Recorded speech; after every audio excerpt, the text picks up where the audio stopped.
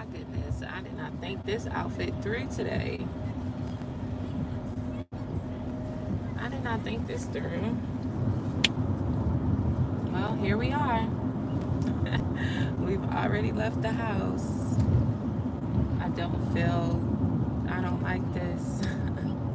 I do not like this outfit. I like the outfit, but my goodness, the way it looks on camera is not, don't look too good.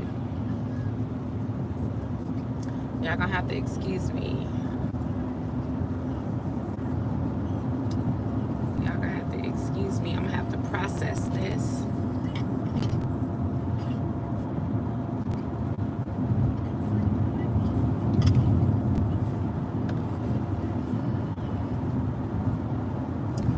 Good morning, everyone. Good morning, good morning. Hi, I'm Elvira, and welcome to EFP Media.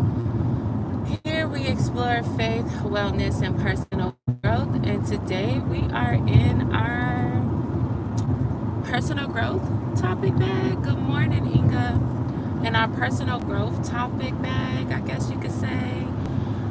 Of course, it's early in the morning. I have to go to work, take him to school. And why not create content on the way to do that? If you're new here, welcome. I welcome you. We all welcome you. Good morning, Inga. Good morning, Tanya Vaughn. Good morning to you all. I know it's early, but many of us that got a job, we up. And even those who are retired are up. So I just wanted to come on. I was having a conversation with one of my sisters, and we were talking about relatability. And I remember having a conversation or realizing something very early on in my walk in holiness, and that was keeping myself relatable, not just on YouTube, but also in the real world. Now, I am a real person. Everything that I post on my channel are real situations. However, sometimes people do get on the internet and pretend to be one way, and they're not actually that person in real life. Though I don't necessarily show up in the world with this big old personality that you guys see online. In the real world, I'm a little bit much relaxed until you get to know me. Then you open me up and I become this this beautiful little flower. So with that being said, I wanted to share on a topic about relatability and how sharing, makes you relatable. Sharing creates relatability. Now, of course, we live in a culture where people share every little bits and pieces of their life. If it's not on Instagram, then it never happened. Some people have a hard time showing up in the world and just enjoying the moment without sharing it to the public. We've seen oversharing. We've seen a vast amount of oversharing in social media when it comes to relationships and, friendships and even, parental relationships between a child and a parent. We've seen those relationships kind of come in and people overshare their relationship with the public, and then the public gets involved, and then the couple feels like they gotta tell us what's going on in their marriage, or the parent and daughter, parent and child duo has to feel like they gotta share everything with the public. And a lot of this is oversharing. Now, one thing that at my church or temple, my minister has taught us, spoke to us and said, you can testify without oversharing, and then, and what that means is that it's okay to say, hey, I've been through some things. What's not okay is to say, I did this, I did X, Y, and Z. I was on this type of X, Y, and Z drug. I was there, I did this. all of those details, basically the details is where oversharing becomes an issue. The details is where other people who have an amazing story don't share because they're afraid of, one, of course, judgment, but then two, they're afraid that oversharing may cause, the opposite effect. And then you just have people that just love being incognito. I don't want you knowing anything about me. I'm so mysterious. I think Brother Elijah Music spoke on that. That's his channel name, Elijah's Music. Good morning. He spoke on that topic. Hey, Virginia, where he was speaking on, like, some people just, they're so mysterious. And it's like, is it your personality, or are you, just choosing not to be relatable? That's pretty much what he was saying. Are you choosing not to be relatable? So we got a few minutes, and we gonna, because it looks like I'm gonna be early to his school, so we got a few minutes. I don't know what this person was doing. I'm sorry if you were trying to get over. My bad, y'all. But I just wanted to share that sharing creates relatability. And, sharing parts of our journey, the highs and especially the lows, it is often how we connect to other people. And that is something within my faith that I do not want to lose sight of. Because the walk alone is already difficult. But I don't want to be in a position where I'm so cut off, I'm so standoffish, and it may not be intentional. Many people who show those traits, it's not that some people really aren't intentionally doing it. However, there are people who intentionally are standoffish, kind of like distance love, like you gotta love your brother and sister from a distance, right? Which is fine, which is completely fine. But for the most part, connecting with others and sharing with others is how we are able to relate to other people. And you never know who needs to hear the Me Too story. And I'm not talking about societal terms of the Me Too movement. I'm saying the Me Too in a way of saying, like, I'm a single mom. And sometimes when I talk to older women, I remember talking to a coworker of mine. I remember talking to, I don't like the way this outfit look with this jean jacket. And I knew I shouldn't have wore this jean jacket. You'll be wet. It's okay. I have an umbrella. It's making me look like I'm going fishing. But I was too lazy, y'all. Too lazy. Okay. That's better. That's a whole lot better for me. So yes, okay, that's a whole, I was looking up a whole lot better. Woo. Woo. So y'all probably like, girl, please listen. Let me have my moment. So what I was saying, that in our faith, we need to hear me too sometimes we need to hear me too. And when I started, I'm a single mom. That's where I was going. I'm a single mom. And every time I would vent to someone about my situation, or, my frustration, or I was having a rough day, or just feeling defeated, depleted, every woman that I spoke to reassured me by saying, basically, to sum it up, me too, sis. Me too, daughter. Me too, niecey. You ain't the only one, but you gonna be all right. in the moment, I ain't want to hear all of that. I'm a big baby. Thank you. Thank you. Thank you, sisters. I'm a big old baby. Okay.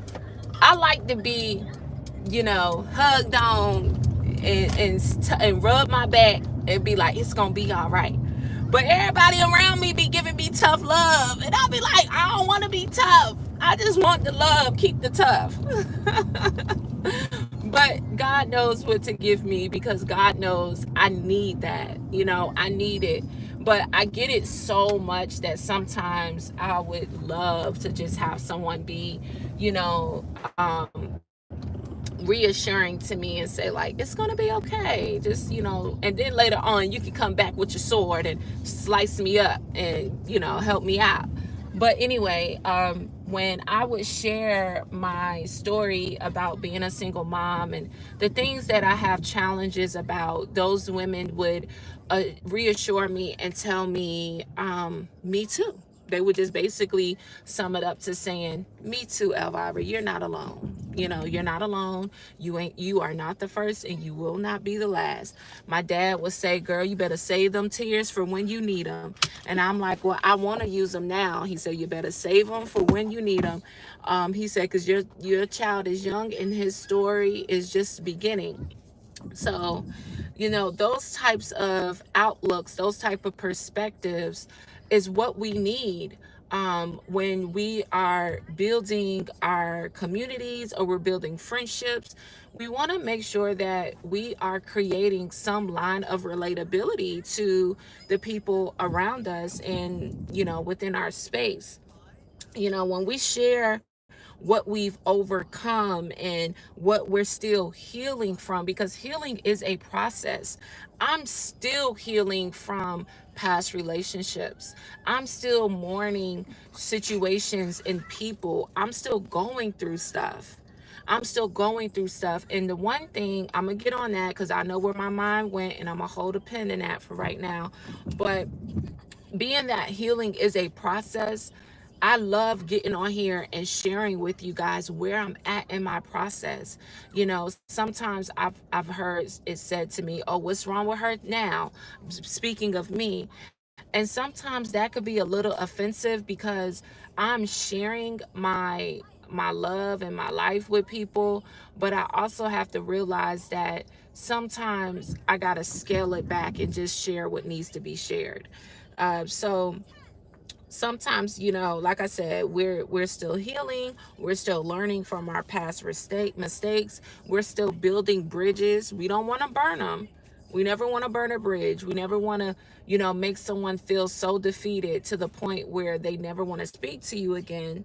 But it's a way to walk away softly. So if you ever got to circle the block again, the door's still open, so it's a way to walk away softly. It's a way to end a conversation or a relationship softly, depending on the person that you're dealing with. Now, if you're dealing with a person who has a lot of trauma, a person who, is just cuckoo for Cocoa Puffs, then I'm sorry, because it's nothing we can do about them. But what it does is that when we are creating this space of sharing, letting people know what we've overcome, letting people know where we are at, how things could be, we are letting that person know that you are not alone in this.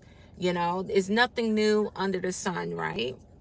So with that being said, letting them know you're not alone, you're not broken, you're not stupid, you're not undesirable. You are desirable. You are these things, but you deserve good things. You deserve a good relationship. You deserve a good whatever it is, a good job, whatever it is. You deserve these things. And being that we can relate to that person and bring them in our world a little bit and let them know, like, you know what?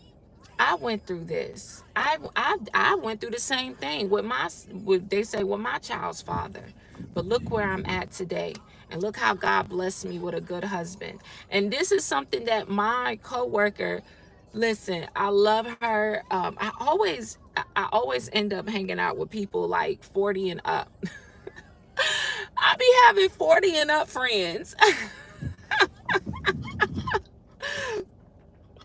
But even to be more relatable, Sister Inga, she came on Saturday, I think it was, or Monday she came on and she was sharing with us, about her marriage, and how her husband was still dating, and they used to take the kids with them when they were younger. That created relatability.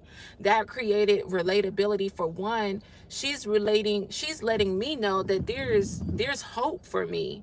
There's hope that I may find a good man that's going to love my son, and I, like, my son is his own. That type of relatability is encouraging, because it lets me know that, it could be something out there for me too. So something like that. And that's where the power is. That alone is where the power is. Not having all the answers, but and being real, and being relatable, and allowing people to see, oh, she's a normal person just like me. She ain't got it all together just like I don't got it all together. You know? So as we continue to develop that technique of sharing but not oversharing, we also want to, I'm all about boundaries. We also want to implement boundaries in things that we do, so that way we don't create an environment where we are oversharing. So just because you experience something doesn't mean you have to unpack it in the public with deep details. I know that YouTubers get this misconception that because we're on YouTube, we're telling people all of our business. You guys know 10% of the actual story. Not that it takes away from the actual tea. It's still some tea, but you only know 10% of my life. And I think that sometimes people, as YouTubers, because we are content creators, because we are real people in real time, some people may think that, oh, she tells too much of her business, or like something like my parents or my dad would say, like, I wouldn't be on live as long because you don't want people unpacking your business too much. And that was something that they used to always say about Facebook, like, don't tell all your business on Facebook. You don't need everybody's opinion in your business. But there's a way, like I said in the beginning, to share and not having to unpack publicly the deep details. This is why I focus on journaling. I focus on a sisterhood. Even with other people, find one friend that you can trust, and that person should just be, honestly, I'm gonna be honest with y'all. That person is God. Well, God isn't a person, but that spirit is God, and the person is my therapist. Those are the only two people that I pour my heart out to. Anybody in my life, you are only getting a certain percentage of what I would like to share to bring you into my world. And guess what I'm doing? Creating relatability by doing that. Oversharing can feel like a vulnerability, but true vulnerability is intention. So having pure intentions in what you are sharing, and not oversharing where you just kind of like you just spill it all out on the table, and then you just looking around and you like trying to clean it up, and it's like, but why did we have to get here? Like, why did it get there? um you also don't want to be impulsive with your sharing. Now, I struggle with this. This is one of my flaws. I can be very impulsive. I can be very, very quick, and move, which I would say, in haste, because I think, if I'm, first of all, I don't need to see, I was about to overshare. That's one of my flaws, and we'll just leave it there, right? So, moving with intention and not being impulsive.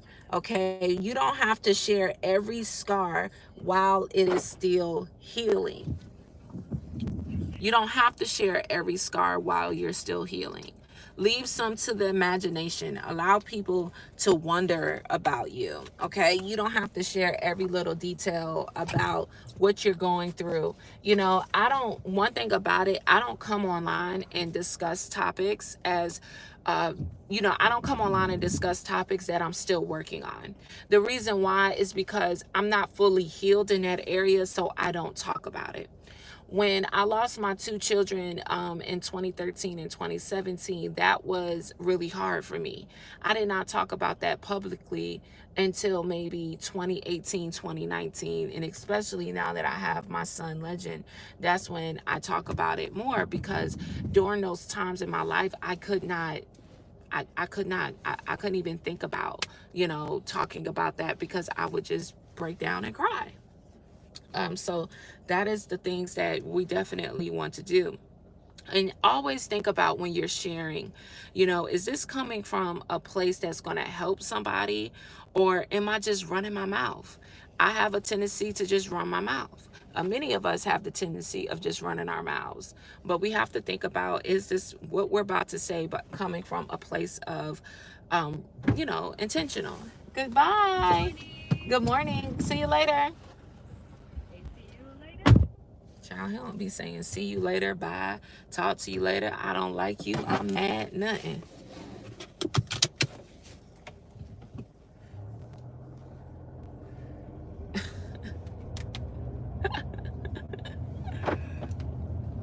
He don't say nothing, y'all. So that's one thing, okay?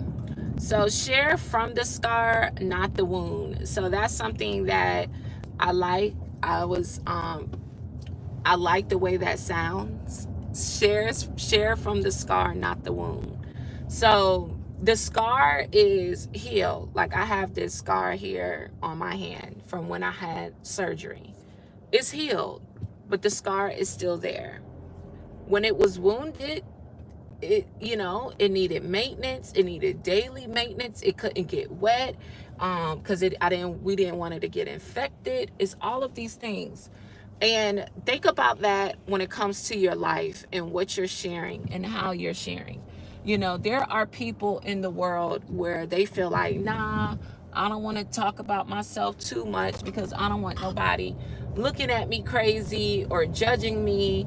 And some people in our growth journey, we're not there yet. We're not there where we can take on the thoughts and the opinions of others without popping them. And when I mean pop like you do a 2-year-old. You know, some of us are still working in that area, because a lot of us that say stuff online and in these comments, if you said that to that person's face, they probably would pop you upside your head, to be honest. Okay?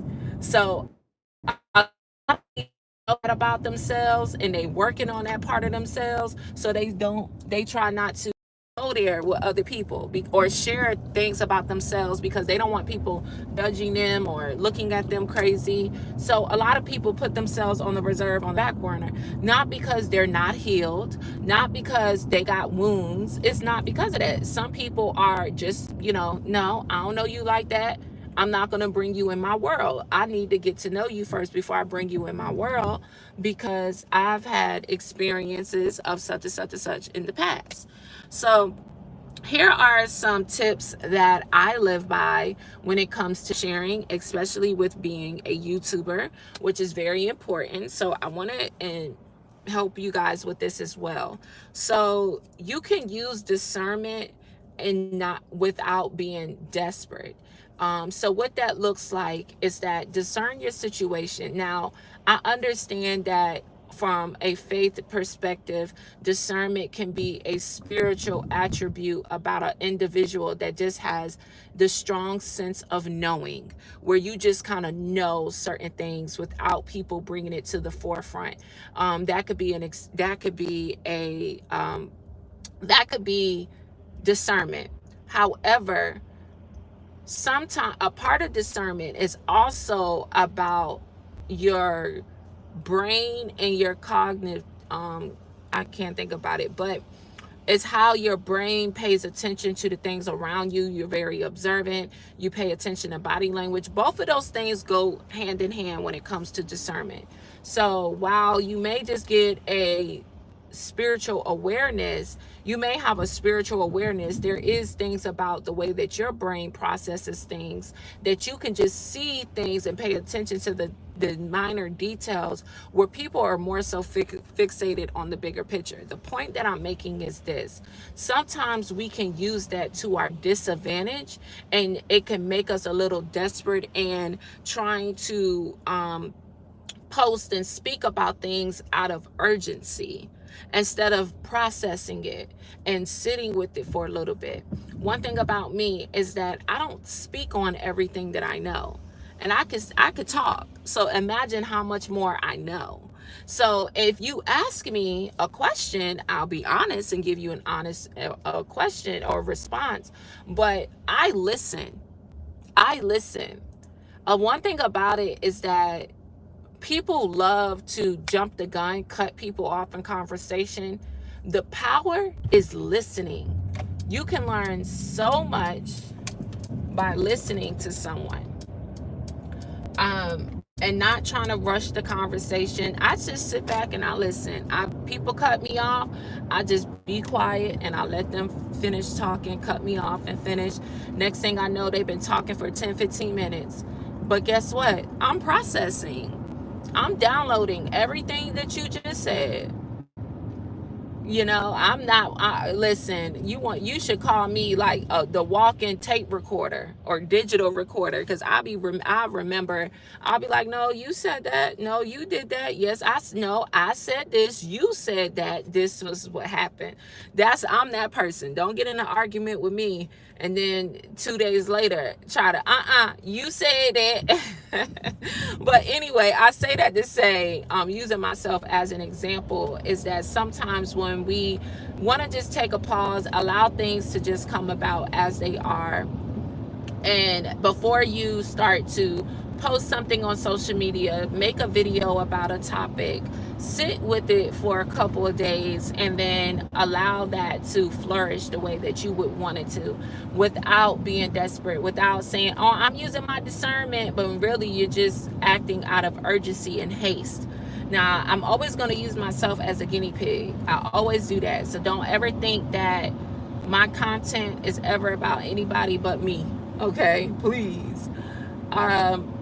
So set boundaries for your own peace.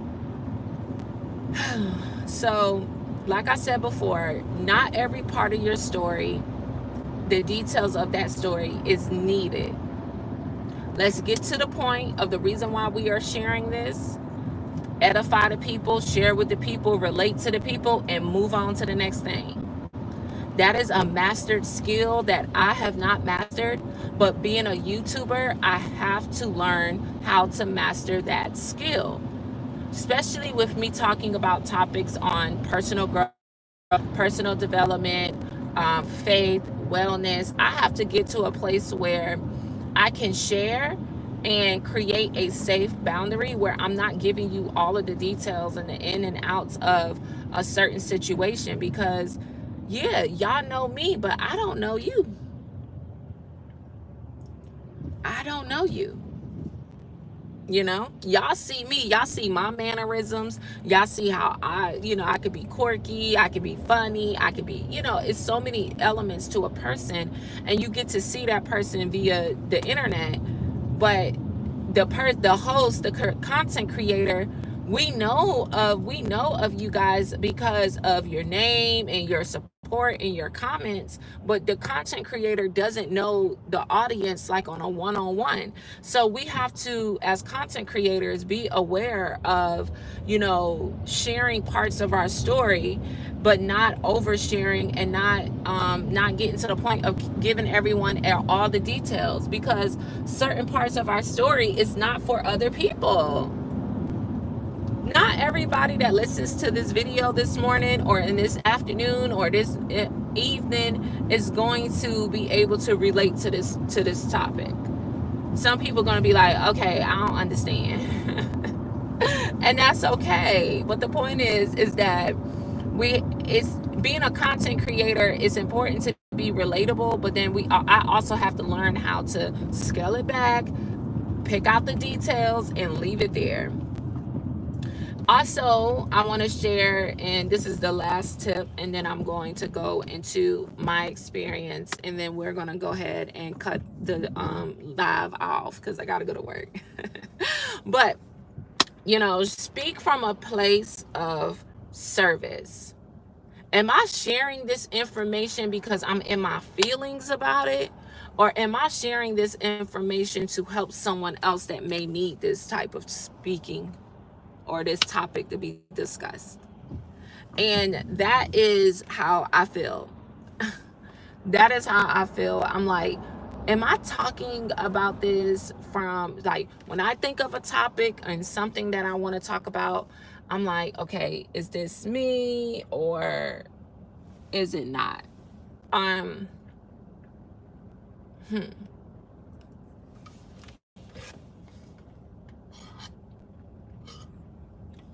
So, whatever you share in conversation with people in your daily life or on the internet, it should be to build the person up. Even if you're sharing with them about an experience, find the lesson in that and share it from that place. Now, of course, with our more intimate relationships, meaning like best friends and family, you may not operate from that space all the time, but someone that you're getting to know or someone that's a part of your, community or social media, share from a place where you're thinking about, is this going to help this person or is this going to set them back? Or is this like, what's the purpose of me sharing this with them? Think about that. Now, related to my faith and becoming a content creator,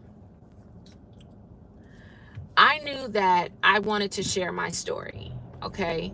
Because now I see that there are plenty of women and men in holiness that are sharing their stories online.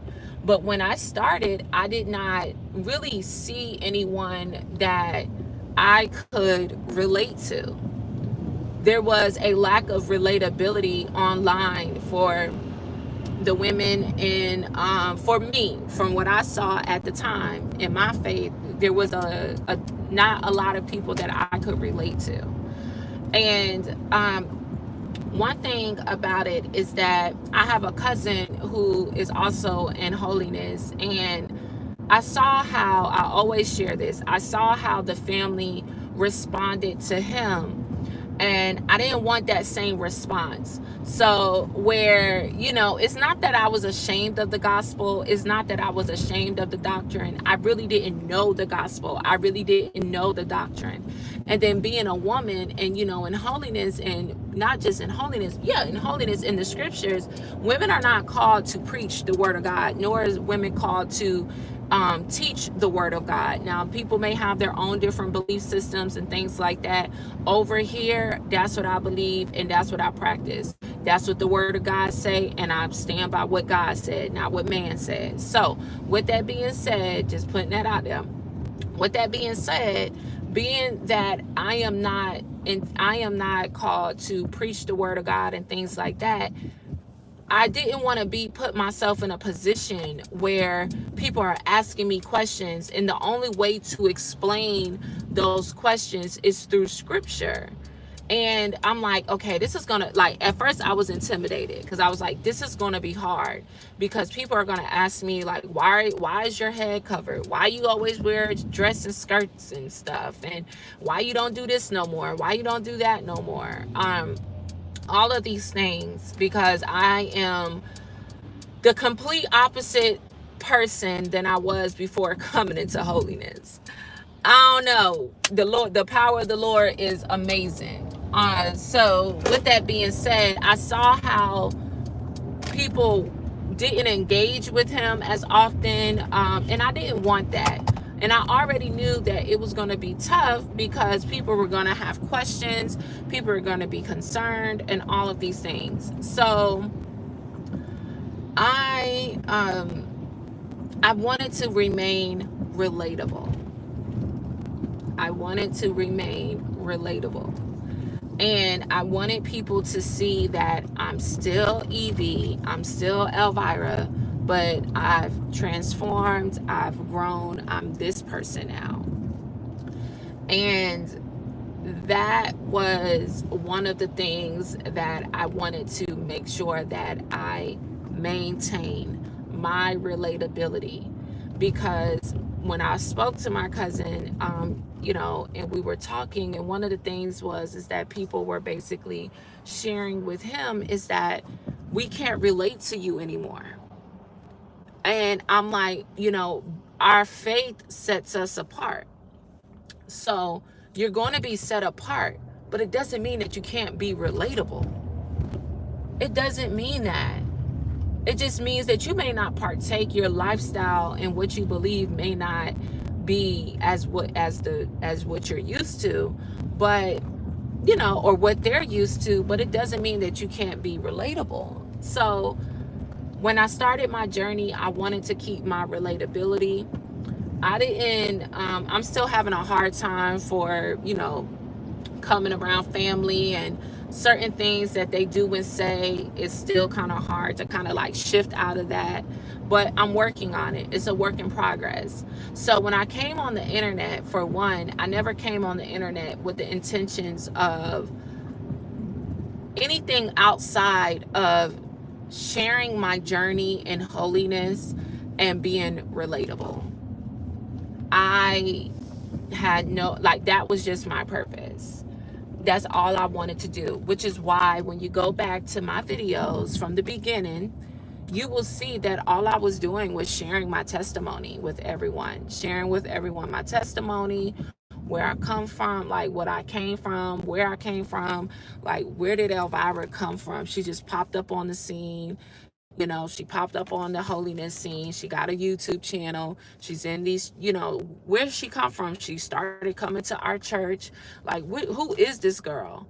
And I didn't even know none of this, right? I think I was going to the Raleigh temple when I started my YouTube channel, but the purpose of me having this YouTube channel was to create relatability so that I could share my journey in holiness and do it with, tact and class. Now, of course, throughout my journey in holiness, I've learned more.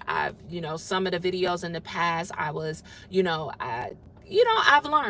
learned a lot about walking in this faith, and then also sharing in this space, being a YouTuber, a content creator, and then also sharing. So that is why I enjoy doing this, because people can relate. People can sit back and say, you know what, girl, like, if you probably, more than likely, if you see me out at the store, you're not going to be, I'm not the person that people just come, I'm typically not the person that people just come up to and be like, oh, you're going to be my best friend. No, I'm more of the person, hey, Jamila, I'm more of the person that, because of YouTube, and once we've had a couple of conversations, then people open up and like, oh my God, Elvira is like, actually, she all right. Like, like she cool. And I want to have that barrier of relatability in my life. And because I have that, people come to me and tell me all their little secrets and stuff. And then it don't be deep, dark secrets now, but they tell me intimate things about themselves. And guess what? Once you tell me, I lock it up, put it off to the side, and it don't come back up again. I'm not bringing it up again. I'm not talking about it. It ain't gonna be no topic on no YouTube. Ain't none of that. I don't play those type of games, because I would never want someone to do that to me. So as always, I always open up, have a conversation. Sharing things about yourself it creates relatability.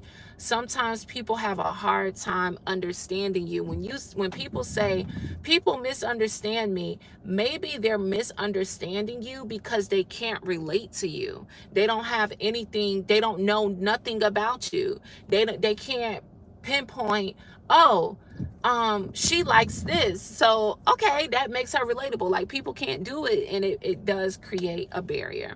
So I've been running my mouth for 40 minutes. With that being said, I love y'all dearly.